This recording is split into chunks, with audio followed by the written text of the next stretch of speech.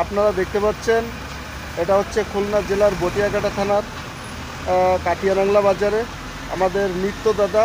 উনি কাটিয়ানাংলা বাজারের একজন আল্লাহর রহমতে মোটামুটি একজন ভালো বড় ব্যবসায়ী।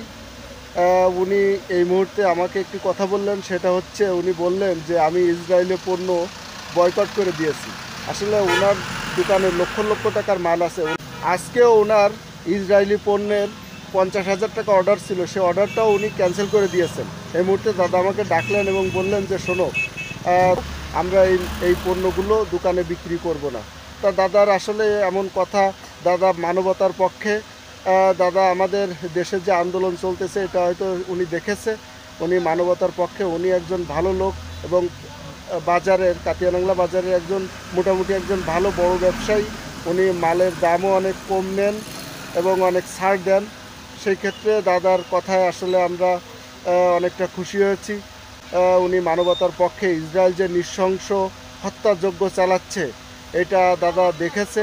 একজন মানুষ হিসেবে সে এটাকে আসলে কখনোই সাপোর্ট করে না।